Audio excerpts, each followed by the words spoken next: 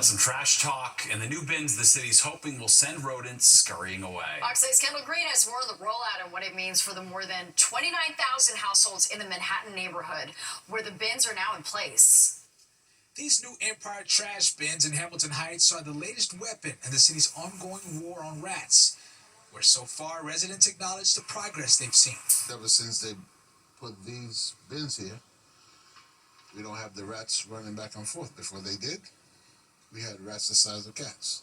Mayor Adams, in a press conference Monday, shared the new approach to how the city collects trash is paying off. The number of rat sightings reported to 311 has dropped for 6 months straight when compared to the same time period 12 months prior. As part of a pilot program, the city began installing these so-called Empire bins that require a key fob for access, shutting out rats and illegal dumping.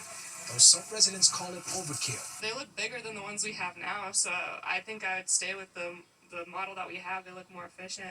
We're using automated side loading trucks to service our Empire bins, creating the continent's first fully containerized neighborhood.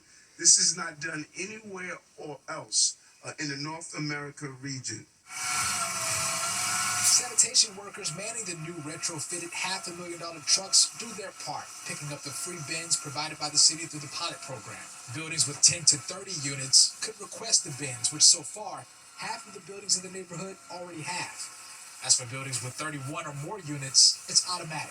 Now, as trash trucks empty these bins, you can see just about how much space that creates underneath. Drivers say that's taken away from essential parking. If you stay around here long enough, you'll see people just circling for hours before you find parking. Mike's one of those drivers making a lot more loops, spending more time behind the wheel since the bins were installed. It has definitely taken a lot of spot away from us. Yes, in the neighborhood, period. But if that means fewer rats, Them bad boys was big. it's still a strong selling point for the pilot program. Kendall Green, Fox 5 News. Well, police in Westchester County are investigating after they say someone set a fire and vandalized the Tarrytown Lighthouse. A county parks employee found the damage Saturday morning. Officials say the fire damaged much of the flooring on the first floor. There were broken windows throughout and multiple antique items, including books and furniture, were destroyed. The lighthouse is on the National Register of Historic Places.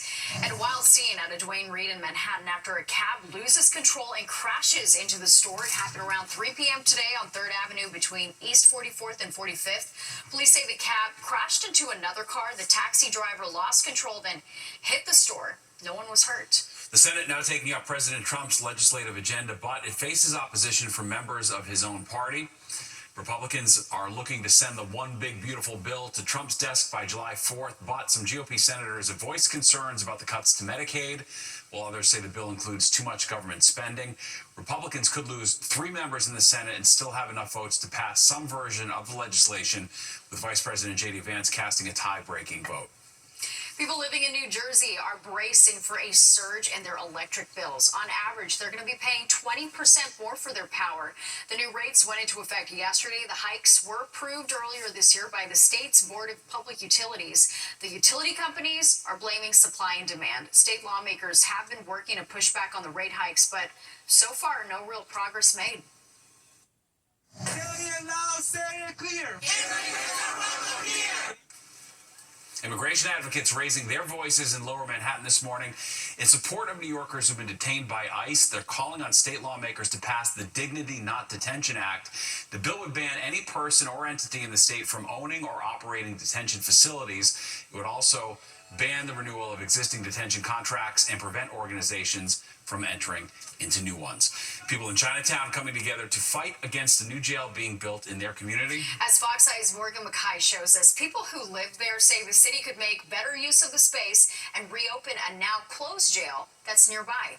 This is ground zero for the city's plan to build a 350-foot mega jail right in the middle of Chinatown.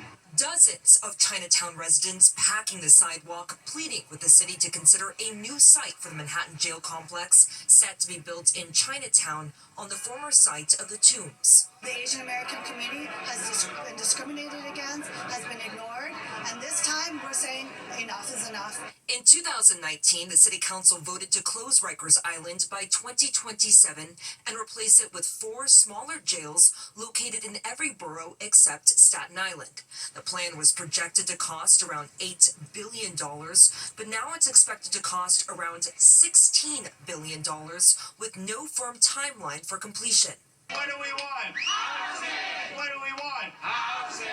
A group called Neighbors United Below Canal is now proposing to relocate the Manhattan Borough-based jail to the currently vacant Metropolitan Correctional Center on Park Row, and then convert the site in Chinatown into affordable housing and green space instead. This plan would require approval from both the city and federal government, but the group says it has reached out to Senator Chuck Schumer's office. He recognizes that this is a local matter and stands ready to offer support should it escalate to the federal level.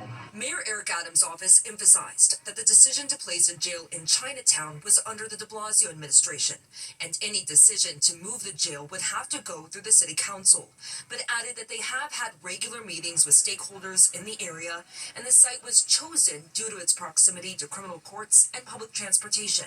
Quote, "We continue to engage with community members on the project and implement other public safety improvements within our control." Now, a city council spokesperson also responding, saying that the contract to build the Manhattan-based borough jail at this site has already been signed and the work has already begun.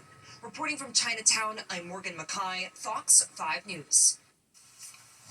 The New York City DOT is celebrating Pride Month with a limited release of street signs. The agency is selling 100 authentic signs commemorating Gay Street in Manhattan's West Village. This limited release will be sold online through the city store for $100 each. The DOT says all proceeds will benefit the city's general fund. The agency started its monthly sign drops last June with Christopher Street and Stonewall Place Street signs for Pride Month. New York getting ready to celebrate Juneteenth. Today, Mayor Adams joined a flag-raising ceremony at Bowling Green Park. Adams says his administration is the first to raise this flag at Bowling Green. The federal holiday, which is on June 19th, recognizes the day the last slaves in the U.S. learned they were free when federal troops arrived in Galveston, Texas in 1865 to make the announcement 2 years after the Emancipation Proclamation. And we're just 2 weeks away from the start of the FIFA Club World Cup. In preparation for the colossal event, volunteers received their official uniforms and assignments in Rutherford, New Jersey. 130 volunteers are expected to stop by to pick up their packages through Wednesday. The FIFA Club World Cup will bring together 32 elite teams from all 6 confederations, with the action set to kick off Saturday, June 14th in Miami, with the final, of course, being played at MetLife Stadium. Well, the wildfires are raging in Canada again. So, could it be a repeat of 2 years ago? Chief Neurologist Dick Gregory is standing by to take a closer look. Plus this. There's a game changer for those who want to survive colon cancer or any other cancer.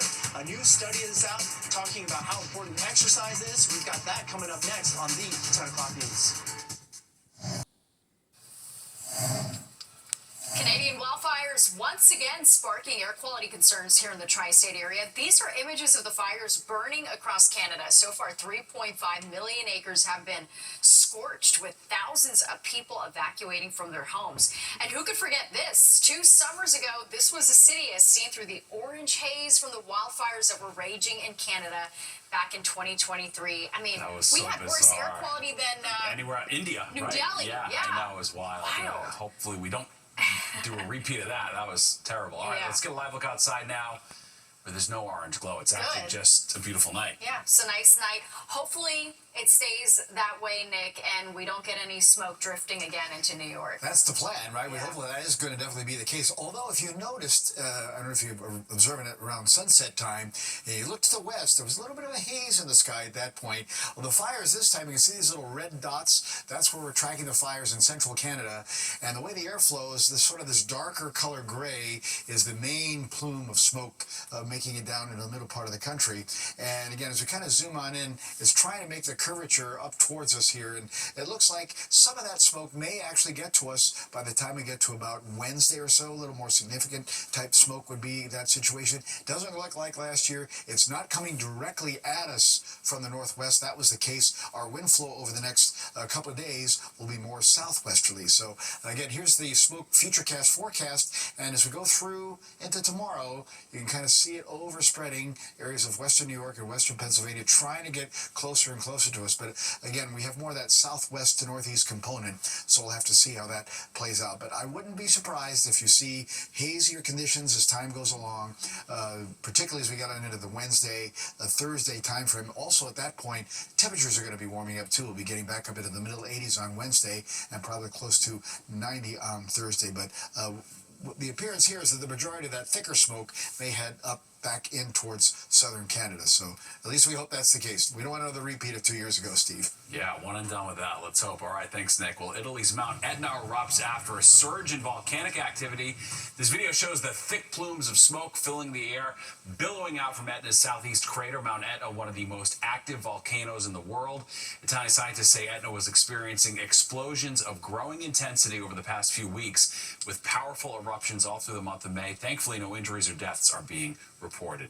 New research revealing evidence of a connection between exercise and fighting cancer. What it could mean for the estimated 150,000 Americans diagnosed with colon cancer every year. Plus this. I've never seen a city so after its own citizens. All right, that guy all fired up over a new proposal to catch alternate side of the street parking violators. We're going to lay out the plan. The 10 o'clock news. Alternate side of the street parking rules, they can certainly be annoying, but it's the law. And now there's a new plan to catch you in the act when you don't move your car. Fox 8's Sharon Crowley breaks down the new push to put cameras on street sweepers. New York City Council members are moving to help keep New York City's streets clean. They voted to support a state bill to put cameras on street sweepers, allowing the vehicles to automatically ticket parked cars in the way. New York City Council member Lincoln Ressler, who represents Brooklyn, calls this a common sense bill. Our streets are too dirty.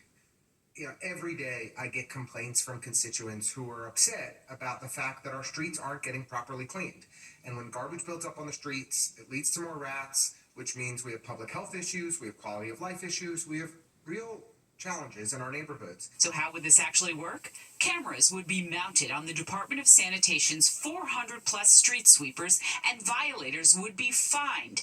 Images taken by the cameras on these street sweepers could also be shared with law enforcement. I've never seen a city so after its own citizens to just reach their hand in your pocket to money grab every single waking moment.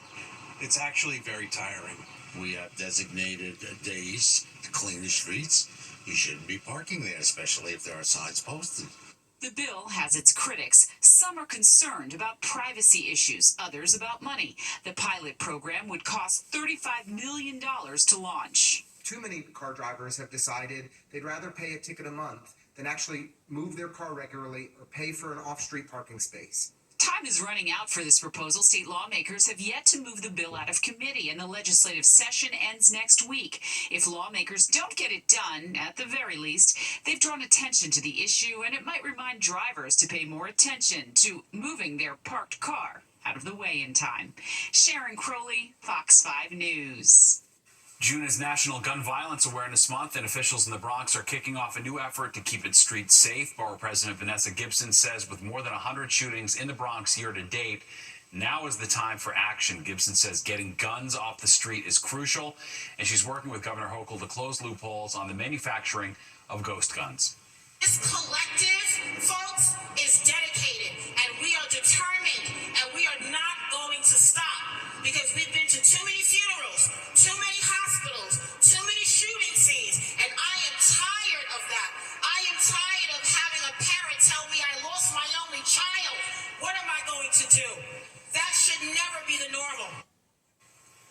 Gibson highlighted the May shooting death of 16-year-old Yvette Jeffrey as one of the many tragic episodes of youth gun violence in the Bronx.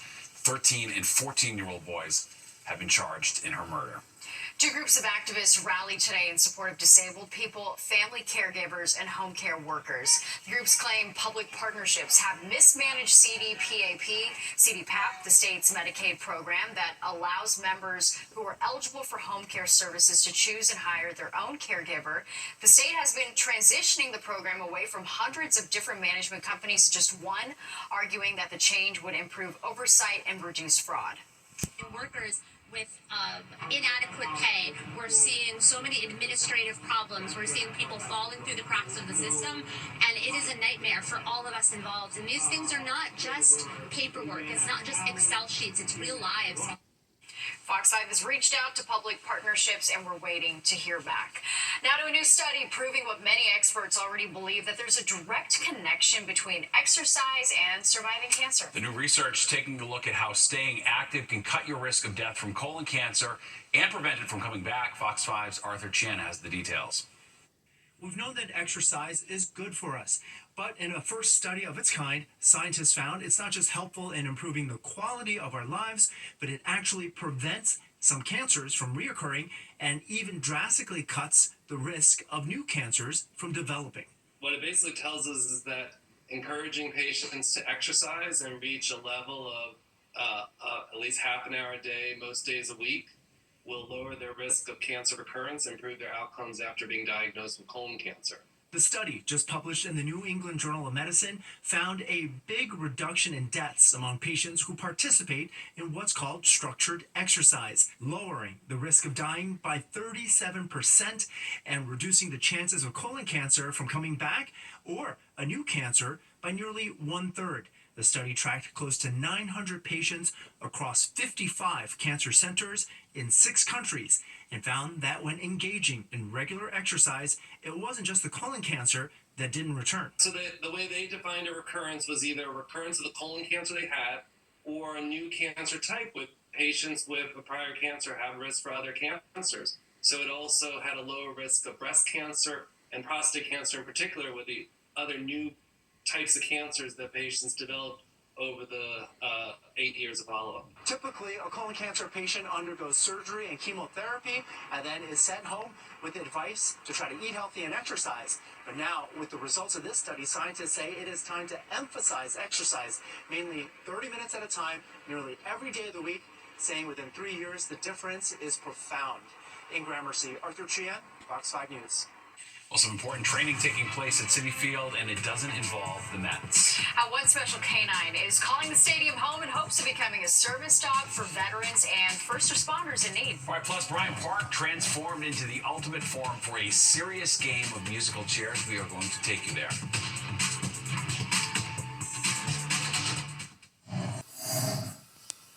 The Mets are providing a valuable training ground at Citi Field, but it's not for the next baseball star. While the team is training hard to make another playoff run, a 1-year-old canine named Buddy is also getting ready to become a service dog for veterans and first responders in need. Fox 8's Jody Goldberg shows us how this was all made possible. Buddy, this Labrador Golden mix, is not even 2 years old yet.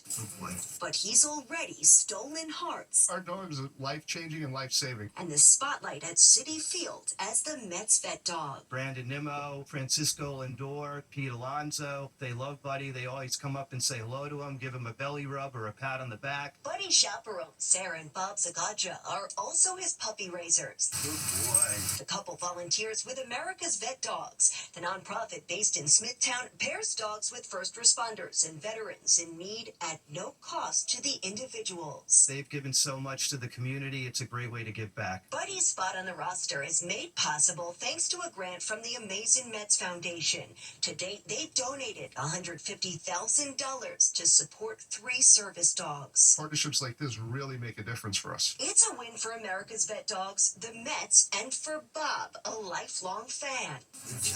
With Buddy, City. The added benefit is we've had Citi Field to go to, which is a perfect training ground. And it's also a win for Buddy, who's learning how to be on his best behavior. Popcorn has been his kryptonite. When that's blowing around the concourse, we've had to teach Buddy not to go lunging for the popcorn or the peanuts or things like that. Buddy will be in training for about 3 to 4 months. He'll learn skills like opening the door, calling for help, and retrieving dropped items. The hope is for him to be matched with a veteran or first responder by the end of the baseball season. We work with veterans and first responders from across the country who come to us really with in a dark place sometimes, right?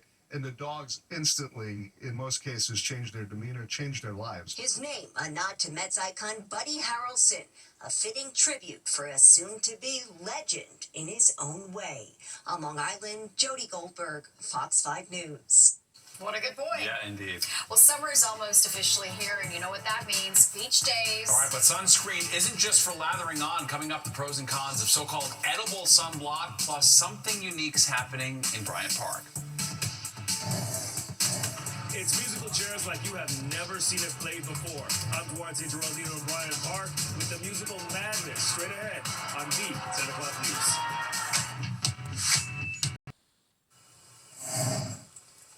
Well, New Yorkers have seen just about everything, but what about dozens of people trying to snag a seat before the music stops? That's right. Get ready to see musical chairs on steroids. Fox 5's Duarte Geraldino takes us to Bryant Park. Hundreds of people swarm Bryant Park for the annual musical chairs competition. What are you hoping to get out of this? I want to feel like a kid again. Unlike the musical chairs you may have played as kids, in this version, groups of 30 go head-to-head, circling, dodging, and diving. Honestly, that's why I came here. I was at the airport, and someone at the Delta desk told me about it, and I ended up here, made friends, and I'm going to feel like a kid, hopefully. They played musical chairs for 2 hours, but the whole experience was even longer. People lined up around the park for a chance to dance for a chair. How long did you wait on that line to get up to this point? I didn't feel like any time. How long were we here? Probably looked like maybe 45 minutes to an hour, if that. But like when you meet nice people, everything went by really quick. They're dancing, but none of that is random. We spoke with so many people who are taking part, and they say they plan what they're going to do year after year. So when they go head to head, they actually manage to get a seat. My strategy is to confuse my other opponents with wild gestures, maybe crazy screaming or statements. I don't know. Yes. What is yours? I plan to stay locked in. I know they're going to play some music, classic musical chairs, but I'm very focused and ready to win. Oh, are you going to play dirty out there? Absolutely. We're going to play dirty. We're here to win.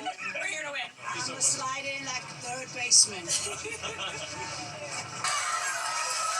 But no matter how good your strategy, it all boiled down to one circle and one winner. The 2025 Bryant Park Musical Chairs winner is from Tennessee. Her name is Amy Berry.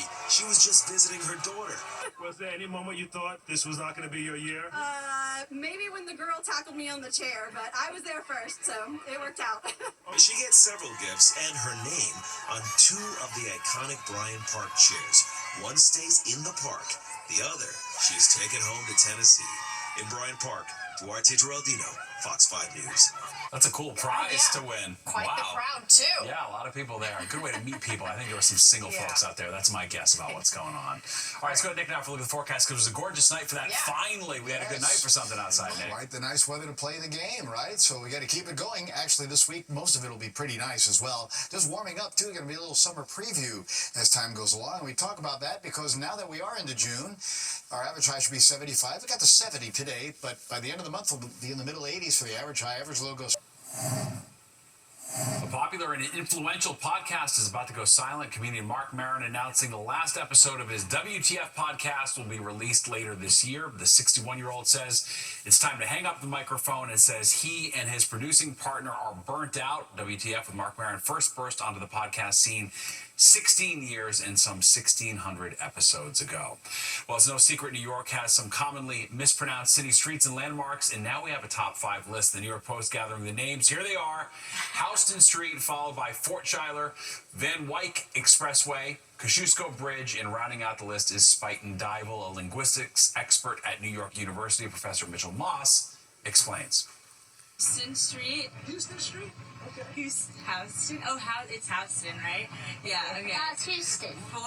Fort Schroyer. I know that's wrong, but If you have a name in New York that doesn't fit the national or even the international way a word is used, people wonder, they think New York is strange for having the wrong pronunciation while we have our own.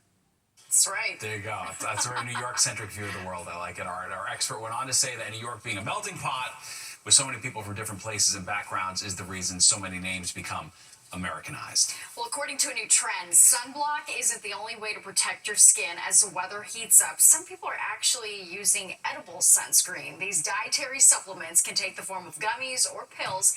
They typically contain extra antioxidants and vitamins like E and C. The idea is they'll protect your skin from the inside out, but doctors say that there's no scientific evidence you're going to get real UV protection relying only on your diet or supplements, and they shouldn't be your only form of skin protection. Never going to be a replacement for them. So you also want to make sure that if you're using them, you want to use them in conjunction with or in addition to your regular sunscreen. Yeah, bottom line, wear sunscreen. And if you do get sunburn, Dr. Masick suggests cool compresses, ibuprofen, aloe, avoid heat on your skin. That's the worst when you miss a spot. All right, well, as an extra special graduation for one family at the University of Rhode Island, a mom graduating at the same time as her 3 kids. Allison Jedson received her doctorate in nursing practice, and her 3 kids each got bachelor's degrees. She says graduating at the same time was a happy accident. The University of Rhode Island has been a fixture in the family for years. Allison also got her bachelor and master's degrees there, as did her husband. Wow, cool. a lot of celebrating. There you go. All right, and this morning, the 10 o'clock news straight ahead. But first, here's a look at what's coming up next at 11 on Good Night New York. Sports Score is brought to you locally by Spectrum. Get fast and reliable speeds on the network that moves with you. Spectrum. Same old. All right, Connecticut with some fighting words in the battle for the best pizza in the tri-state. The state's Office of Marketing and Tourism out with billboards like the ones you see here proclaiming the nation's best pizza. Not you, New York. They invite passersby to call a hotline and weigh in. The billboards are up in iconic spots like Times Square and Mott Street. They got some shops, but I mean, New New York in Haven's general. fine, but it's like they really get a little carried away with those Yeah. 2 pizza places there. It belongs to New York. Whatevs. All right, that does it for us tonight. If you missed any part of the 10 o'clock news, you can always catch an encore on our free streaming app, Vox Local. Or you can stream our newscast anytime. Have a great night. We'll see you tomorrow.